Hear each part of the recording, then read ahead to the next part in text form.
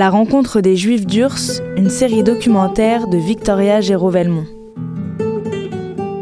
Épisode 3. Une organisation secrète.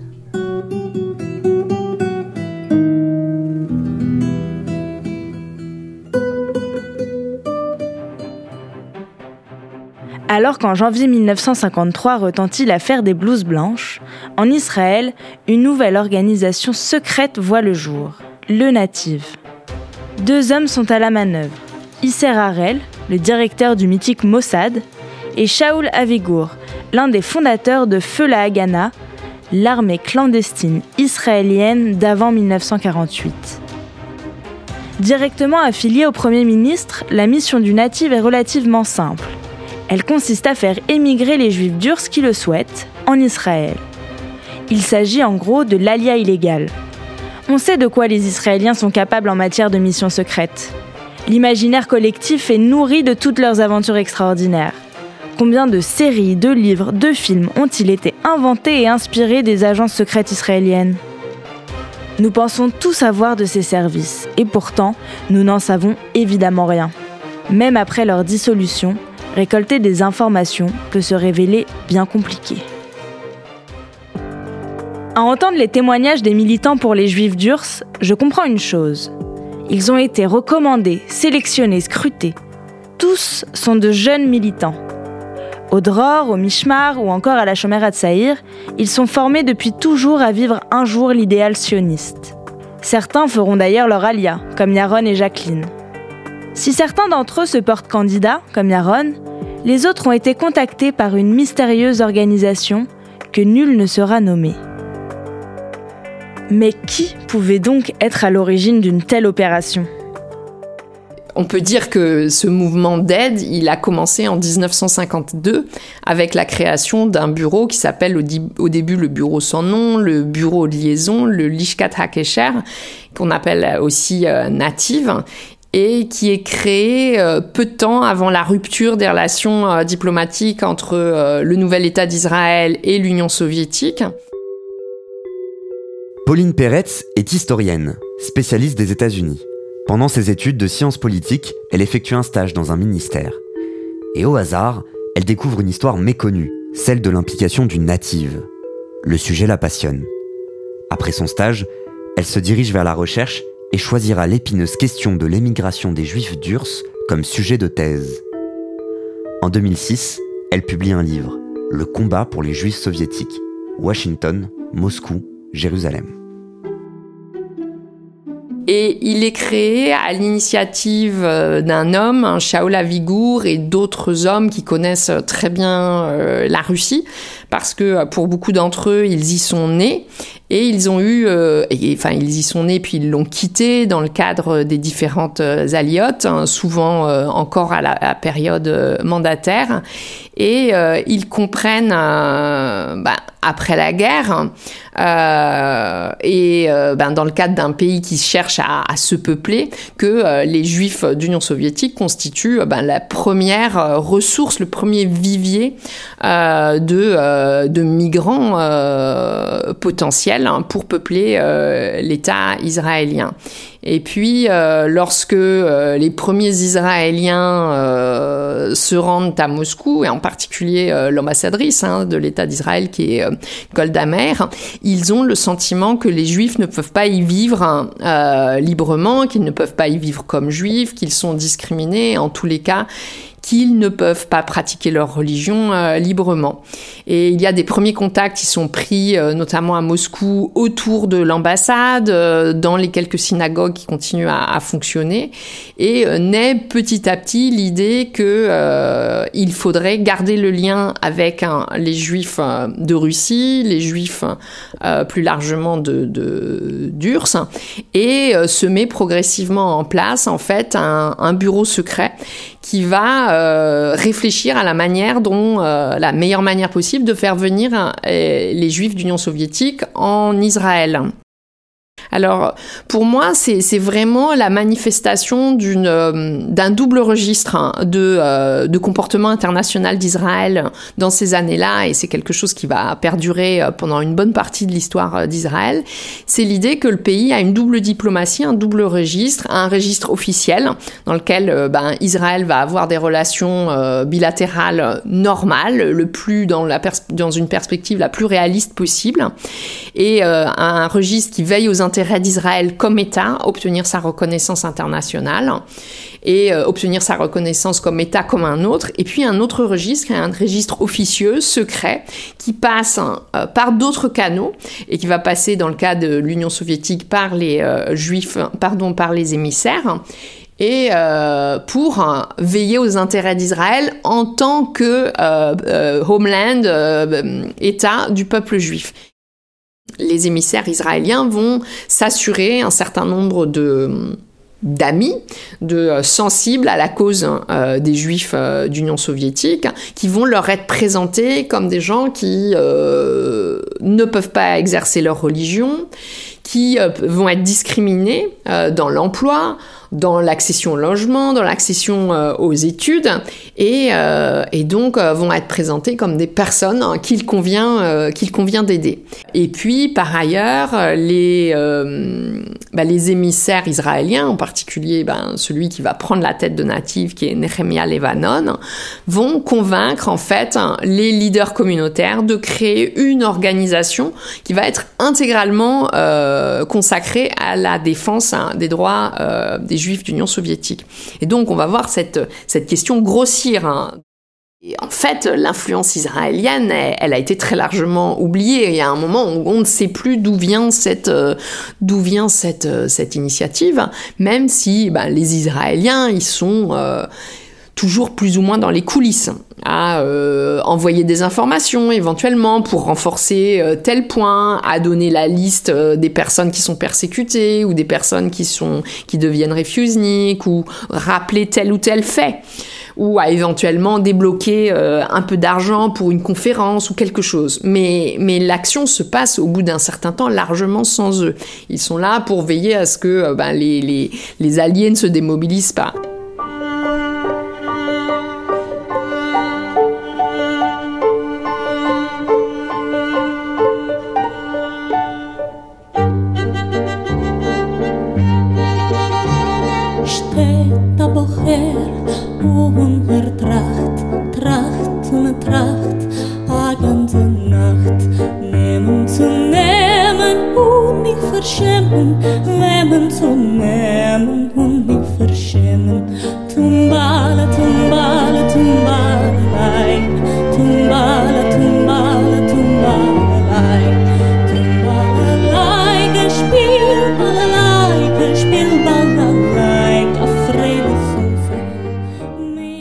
Et donc, indépendamment de ces personnes, qu'est-ce qui se serait passé si les Israéliens n'étaient pas intervenus? Je ne sais pas. Je ne sais pas, parce que finalement, moi, ce que j'ai découvert dans ma recherche, sans trop y croire au début, c'est que en fait, tous les mouvements qui sont nés dans les différents pays, ils présentaient des traits très communs dans tous ces pays, donc les pays d'Europe, les pays aux États-Unis, Canada, Amérique latine, avec une mobilisation des intellectuels et des politiques progressistes en premier, en second seulement les organisations juives, et puis, comme je l'ai dit tout à l'heure, cette reformulation des buts de manière à progressivement à la fois épouser davantage le but sioniste de rassemblement des exilés, mais en même temps à le reformuler de telle manière qu'il puisse être réapproprié par le plus grand nombre possible, au-delà même de la communauté. Et ça, c'est la grande force des Israéliens, d'avoir compris dès le début qu'il leur fallait des alliés hors de la communauté, sinon ils ne feraient pas suffisamment masse. Pauline Peretz m'en apprend beaucoup sur les dessous de la mobilisation. Son travail me permet aussi de comprendre le rôle d'Israël en diaspora, de rendre compte de son ingérence sur le sort des Juifs. Mais si cela peut paraître contraire au droit international, l'action secrète d'Israël me semble nécessaire, sinon indispensable. Je l'écoute donc attentivement, mais quelque chose me manque. Pauline Peretz est spécialiste des États-Unis. Dans son livre, elle analyse les relations entre Tel Aviv et Washington. Mais moi, ce qui m'intéresse, c'est la France. Et moi, ce que j'ai compris, c'est que cette organisation, enfin que la campagne en France, elle était plus tardive. On parlait tout le temps des années 80, des mobilisations à la période, enfin sous la période de Mitterrand, notamment, des actions que Jospin aurait pu entreprendre aussi. Et donc moi, je ne voyais pas ça du tout depuis les États-Unis. Je voyais la France un peu comme un pays réticent à l'engagement et je le comprenais pas bien parce que c'était quand même un foyer central de la diaspora. Le nombre était là, l'ancrage communautaire était là. Donc je n'ai pas bien compris pourquoi, finalement, ce pays était entré tardivement dans la mobilisation. À part ces quelques informations, Pauline Peretz ne peut plus m'aider. J'essaie alors de rassembler de la matière sur les relations entre Israël et les Juifs de France. J'y parviens peu à peu grâce à son livre et aux archives de l'Alliance israélite universelle. En France, il n'y a pas de lobby porté par la communauté juive capable de mobiliser un vaste nombre comme aux États-Unis. Il existe des institutions juives françaises, mais elles sont bien plus indépendantes des intérêts israéliens qu'ailleurs.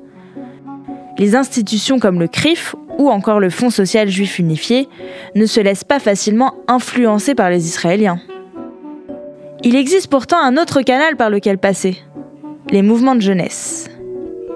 Les mouvements de jeunesse juifs en France sont très présents. Peu sont les jeunes juifs qui n'y sont pas passés, même le temps d'une colonie de vacances.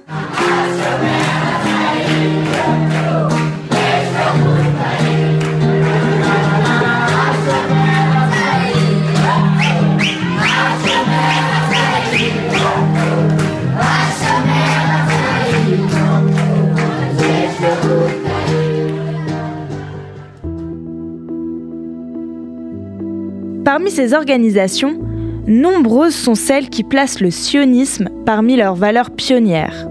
Ces mouvements de jeunesse sont ainsi dirigés par ce qu'on appelle des shlichim, c'est-à-dire des Israéliens envoyés en mission en France ou ailleurs pour diriger pendant quelques années un mouvement de jeunesse sioniste. La période de militantisme pour les Juifs soviétiques donne un nouveau sens à ces shlichim.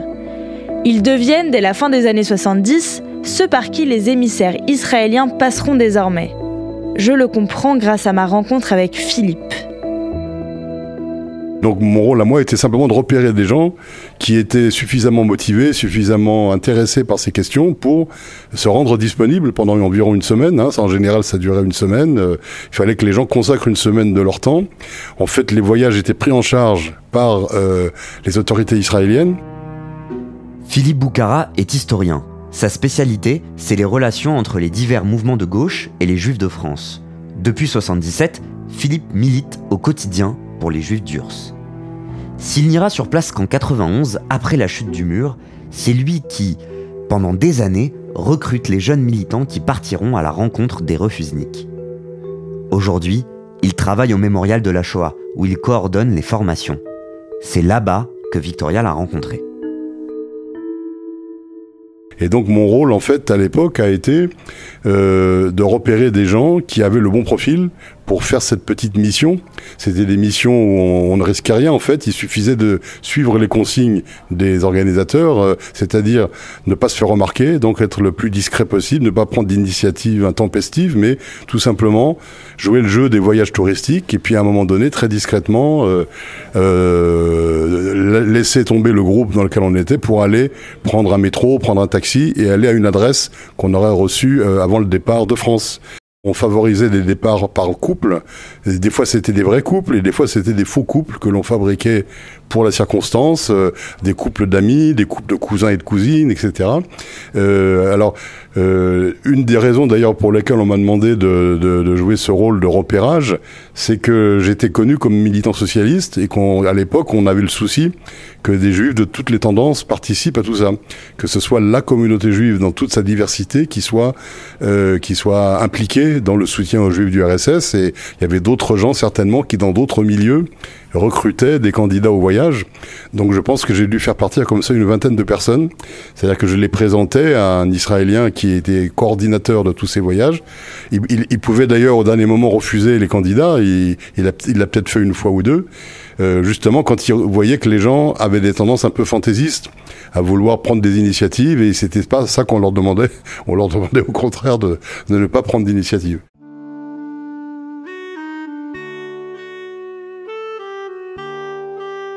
Quelque chose me fascine dans l'engagement de tous ces jeunes juifs.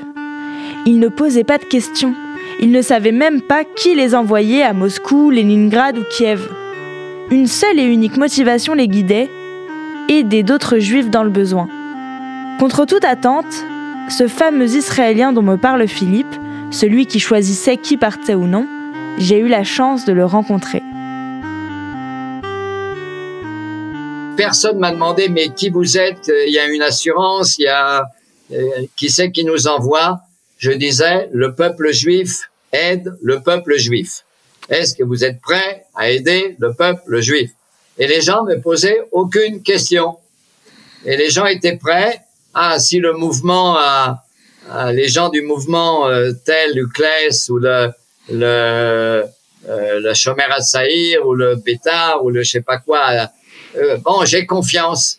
Et les gens m'ont jamais demandé exactement qui j'étais. Il y en a qui me connaissaient personnellement parce que j'étais sur la scène des mouvements de jeunesse en France, mais personne m'a demandé qui était derrière moi. Aujourd'hui, beaucoup de jeunes juifs connaissent Shlomo Balsam comme le guide de Yad Vashem. Combien d'entre eux ont été accompagnés par sa sagesse et ses histoires pendant leur première visite des camps de la mort? Combien l'ont entendu parler de ses copains Tutsis lors d'une visite de Yad Vashem? Pourtant, la vie de Shlomo ne se résume pas à son travail au mémorial de Jérusalem. Il est né en 1948. Comme de nombreux jeunes juifs, il est passé par un mouvement de jeunesse, le Bnei Akiva. Arrivé en Israël, en 1968, il découvre le sort des juifs soviétiques lors d'une manifestation à Jérusalem. C'est là que sa vie prend un véritable tournant. Je suis parti en Israël en 1968, après la guerre des 6 jours, et comme j'habitais dans la vieille ville de Jérusalem, tout d'un coup, j'ai vu qu'en 1970, il y avait des manifestations à quelques centaines de mètres de chez moi, à côté du mur des Lamentations, de ce qu'on appelle le Kotel, et c'était des Russes qui faisaient une manif pour la libération des Juifs d'Urs. Et à ce moment-là, en fin 70, il y avait des Juifs qui avaient essayé de prendre un avion pour s'enfuir d'Union soviétique, Sylvia Zalmanson et Yosef Mandelevich et d'autres, qui avaient été arrêtés, qui avaient été mis en prison pour essayer de s'enfuir d'Union soviétique. Et là, j'ai découvert, le problème des Juifs d'Urs, et deux, qu'ils ont besoin d'aide. Et comme j'ai un passeport français, on m'a demandé de venir en France. Et en France, on m'a recruté et on m'a envoyé en Union soviétique. La première mission de Shlomo est de se rendre en Union soviétique. Il ira 3 fois et fera le même voyage que Maya et Aaron. Mais sa mission ne s'arrête pas là. Pendant 7 ans, il devra recruter les jeunes juifs qui partiront à la rencontre des juifs d'Urs. Alors, il y a un homme qui s'appelle Aryeh Kroll, un copain de Ben Gurion d'ailleurs, qui a dit, il y a des juifs dans le monde entier avec des passeports anglais, français, suisses, belges et ainsi de suite. Eux, ils peuvent partir en tant que touristes en Union soviétique et essayer de rencontrer des juifs dissidents. Donc, les premiers qui sont partis, c'était de Suède, de France et de Belgique. Ils sont partis, mais ils avaient aucune adresse qui rencontrer. Donc, ils sont partis, ils ont été essayer de voir dans les synagogues s'il y a quelqu'un qui avait encore des synagogues ouvertes, pas partout, mais il y en avait. Et ils ont essayé de rencontrer, d'avoir des premiers contacts avec des juifs soviétiques qui étaient prêts et prenaient des risques à les rencontrer. Ces premiers voyages des années 1967, 68, 69 était très, très, très émouvant parce que des gens, tout d'un coup, ont découvert que des Juifs d'Occident voulaient leur parler. Ils prenaient un risque. C'était très dangereux pour des citoyens soviétiques d'essayer de parler à des touristes. Et il y a eu des premiers contacts établis. Et petit à petit, il y a une liste de dissidents juifs qui étaient prêts à recevoir chez eux des touristes. Finalement, je suis rentré en France et quand je suis rentré, c'était en 1975, je suis devenu à l'ambassade d'Israël à Paris responsable de quelque chose qui s'appelait Native, N-A-T-I-V, qui était le service qui était chargé de garder le contact avec les dissidents juifs soviétiques, pas seulement en Union soviétique, mais également dans les autres pays de l'Est. Et mon job était de recruter des jeunes couples et d'envoyer. Alors, comment j'ai recruté? J'ai été dans tous les mouvements de jeunesse, les éclaireurs, éclaireuses israélites de France, la Shomer Hatzair, le Dror, le Bnei Akiva, tous les mouvements de jeunesse juifs. Et j'ai recruté des jeunes couples. On envoyait les gens par couple, c'était plus simple quand c'était des jeunes couples. Ils étaient liés à un vrai groupe de touristes qui partaient visiter l'Union soviétique. Tout se passait par une seule agence qui s'appelait Transtour, qui était une agence soviétique. Et j'avais toute une liste de gens, je l'ai encore jusqu'aujourd'hui, que on devait aller visiter. Et je préparais les gens au départ et je les envoyais. J'ai envoyé en gros, si j'ai bien compris, à peu près 600 couples. À peu près. Okay. En tout, sont partis 6000 couples du monde entier entre les années 68, juste après la guerre des 6 jours, et 89, enfin jusqu'à l'effondrement du communisme.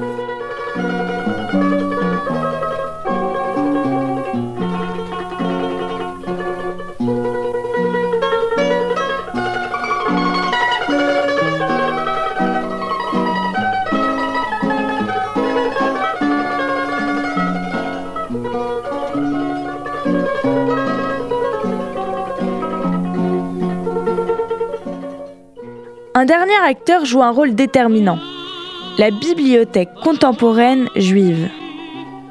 Cette bibliothèque n'existe plus.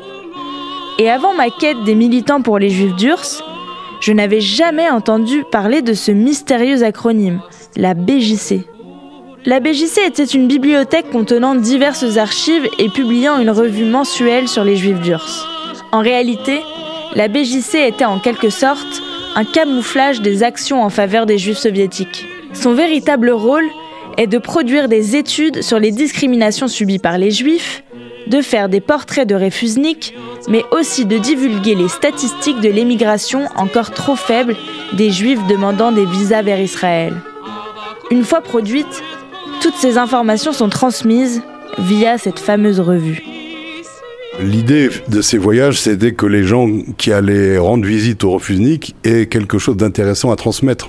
C'était pas juste apporter des livres ou apporter des messages de quelqu'un d'autre, mais aussi qu'ils aient eux-mêmes une certaine personnalité, un certain profil. Donc il fallait que les gens aient un certain bagage culturel juif. C'était rarement les gens que moi j'ai entre guillemets recrutés n'avaient pas de bagage religieux, mais ils avaient un bagage culturel lié soit au yiddish, soit à travers leur famille à une connaissance correcte de l'histoire juive, à une connaissance correcte de la Shoah, de différents sujets qu'ils pouvaient ensuite partager avec les visiteurs. Hein. Et je crois que c'était ça le critère principal. D'une part que les gens soient motivés, mais aussi qu'ils aient une certaine substance dans leur identité juive qu'ils puissent partager avec les autres. Hein. En fait, ce qui est intéressant, c'est que les Israéliens, qui étaient finalement un petit peu les chefs d'orchestre de tout ce travail, appuyaient sur plusieurs manettes différentes. Là, il s'agit d'un circuit de voyage touristique tout à fait légaux. L'idée, c'était d'exploiter la légalité soviétique pour aller légalement faire du tourisme. Et il n'était pas totalement interdit de prendre le métro tout seul ou un taxi tout seul. Et on ne mélangeait pas cette activité-là parfaitement légale avec des choses peut-être plus mystérieuses et plus opaques, qui permettaient par exemple d'avoir des contacts avec des gens qui étaient en prison, qui étaient dans des camps en URSS. Donc c'est cette partie-là qui était légale, elle était aussi la plus discrète. Et je pense qu'on a réussi à garder cette confidentialité au fil des années. Je suis un peu abasourdie. Je découvre, grâce à Pauline, Philippe et Shlomo, le rôle majeur mais discret d'Israël dans l'émergence du combat pour les Juifs d'Urs. Tout se bouscule un peu dans ma tête. Je vous l'ai déjà dit, plus jeune, j'imaginais ma mère en agent secrète. Je savais qu'elle avait été recrutée et que les contours de l'organisation de son voyage restaient flous. Pourtant, en rouvrant ce dossier familial aujourd'hui, je ne pensais pas découvrir que mon intuition d'adolescente était si proche de la vérité. Il s'agissait bien de cela pourtant, une organisation israélienne secrète, sinon extrêmement discrète, qui était à l'origine de la mobilisation pour les Juifs d'Urs. La suite de mon enquête prenait dès lors un tout nouveau sens.